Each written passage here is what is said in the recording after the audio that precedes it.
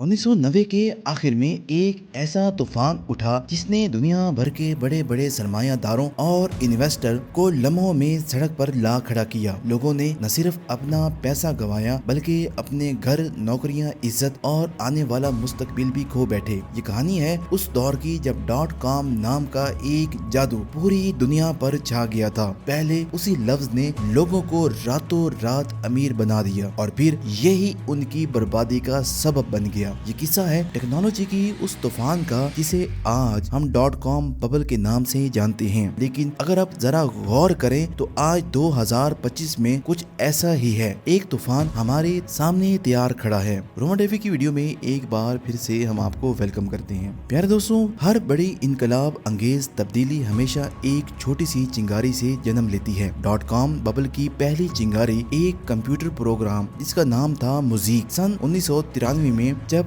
Internet एक बेरंग और सादा दुनिया था जहां सिर्फ टेक्स्ट बेस्ड ब्राउजर हुआ करते थे और मोज़ेक ने सबको हैरान कर दिया। ये पहला वेब ब्राउजर था जिसने लिखाई के साथ साथ तस्वीर भी दिखाना शुरू की। यूं इंटरनेट की दुनिया जैसे जिंदा हो गई हो। बेरंग सफात आहिस्ता आहिस्ता रंगीन होने लगे। इस इनकलाब के पीछे एक नौजवान मार्क एंडरसन था और वो इसकी टीम जान गए थे कि इन्होंने कुछ बड़ा कर दिखाया है। इन्होंने अपनी कंपनी बनाई और नाम रखा नेटस्केप। अगस्त 1995 में नेटस्केप ने वो कदम उठाया जिसने वॉल स्ट्रीट और पूरी दुनिया स्टॉक मार्केट को हिलाकर रख दिया। कंपनी ने अपने शेयर्स पब्लिक को बेचने का ऐलान किया जिसे IPO कहा जाता है। आगाज में एक शेयर $28 का रखा गया, लेकिन मार्केट खुलते ही वही शेयर हैरत अंगेज तौर पर $75 का हो गया और $58 पर क्लोज हुआ। एक ऐसी ही कंपनी जो अभी खातर ख्वाह मुनाफा भी नहीं खा रही थी, सिर्फ एक ब्राउजर की बदौलत रातों रात $290 करोड़ की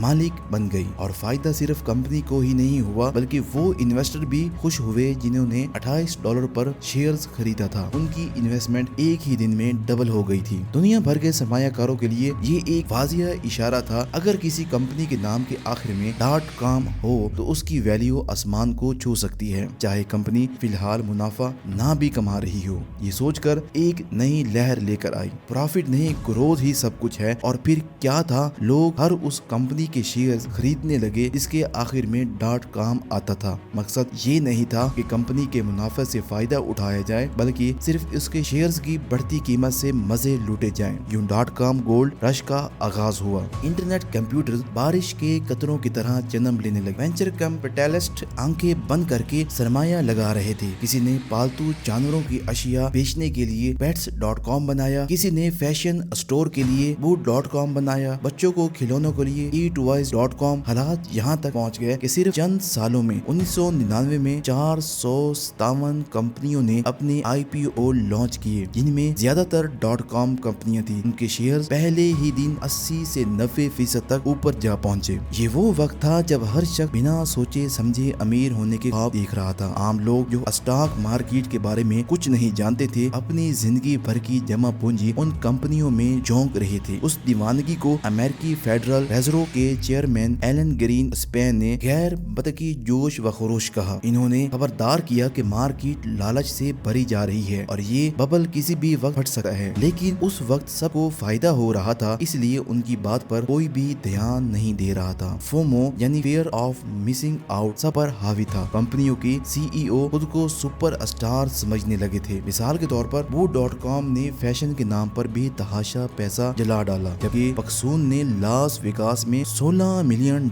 एक पार्टी पर उड़ा दिए। हकीकत ये थी कि इन कंपनियों के पास ना कोई बिजनेस मॉडल था और ना ही उनके असल वैल्यू। ये कंपनियां सिर्फ उस वक्त तक जिंदा थी जब तक नए इन्वेस्टर उन पर पैसा लुटा रहे थे। ऐसा ही एक वाकया वेबवेन के साथ हुआ। ये कंपनी ऑनलाइन ग्रोसरी डिलीवरी करती थी और इब्तदा में बहुत कामयाब नजर आई। IPO के बाद शेयर्स तेजी से बढ़े और कंपनी की वैल्यू अरबों डॉलर तक जा पहुंची, लेकिन अंदर से वो खोखली थी जैसे बाकी कंपनियां। आखिरकार वो वक्त आया जब ये बबल फटने लगा। सबने पहले Y2K बिग का खौफ फैलाया। दुनिया को लगा कि जैसे ही साल 1999 से 2000 का होगा, पुराने कंप्यूटर सिस्टम क्रैश हो जाएंगे। ऐसा हुआ तो नहीं, लेकिन खौफ की वजह से लोगों ने स्टॉक बेचना शुरू कर दिए। फिर इंटरेस्ट रेट बढ़ाए गए। लोगों ने स्टॉक मार्केट से पैसा निकालकर बैंकों में रखना शुरू किया। उसके बाद जापान की इकोनॉमी के زوال کی خبر آئی جس نے معاملہ مزید بگاڑ دیا۔ اب ببل پھٹنے میں دیر نہ لگی، اسٹاک مارکیٹ تاش کے پتوں کی طرح بکھر گئی۔ انڈیکس جو 5000 سے اوپر تھا اگلے 2 سالوں میں 80% گر گیا۔ اگر کسی نے 10 لاکھ لگائے تھے تو وہ صرف 2 لاکھ ہی رہ گئے تھے۔ 1.75 ٹریلین ڈالر یعنی ہزاروں ارب روپے مارکیٹ سے صفایا ہو گئے۔ کل کی اربوں ڈالر کی کمپنیاں کچرے ڈھیر میں بدل گئی۔ pets.com، web.com، eatwise اور boo.com جیسے سینکڑوں کمپنیاں بند ہو گئیں۔ لاکھوں لوگ بے روزگار ہو گئے اور جو کل تک خود کو عقل مند سمجھتے رہے وہ چھپتے پھرنے لگے۔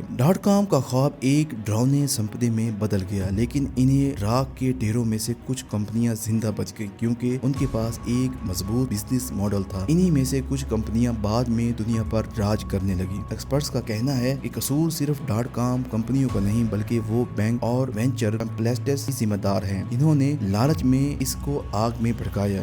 .com ببل نے دنیا کو یہ سبق دیا کہ ٹیکنالوجی چاہے کتنی بھی انقلابی ہو، بزنس کے بنیادی اصول ہمیشہ قائم رہتے ہیں۔ لیکن حیرانی کی بات یہ ہے کہ شاید ہم نے 25 سال پرانے اس طوفان سے کچھ بھی نہیں سیکھ پائے۔ آج 2025 ہے، کرپٹو اور AI کے گرد بھی ویسا ہی جوش و خروش دیکھنے کو مل رہا ہے۔ ہر کمپنی اپنے نام کے ساتھ AI اور بلاک چین لگا رہی ہے، فنڈنگ جمع کر رہی ہے، چاہے حقیقت میں ان کا اس ٹیکنالوجی سے کوئی تعلق نہ ہو۔ جیسے کہ ایک اور مثال ہے Builders.ai۔ 2023 میں ایک 5 اسٹار ہوٹل میں شاندار لانچ پارٹی ہوئی۔ بڑی بڑی ہستیوں نے شرکت کی اور دعویٰ کیا گیا کہ اب AI خودکار طریقے سے ایپس بنائے گی۔ مائکروسافٹ اور سافٹ بینک جیسے اداروں نے فوراً $200 ملین انویسٹ کر دیے۔ کمپنی کی ویلیو اربوں ڈالر پر پہنچ گئی، لیکن جب حقیقت سامنے آئی تو پتا چلا کہ ایپس انسان بنا رہے ہیں، AI نہیں۔ یہی نہیں، کمپنی پر جعلی ٹرانزیکشن دکھانے کا الزام بھی لگا۔ جب یہ راز کھلے تو سب کو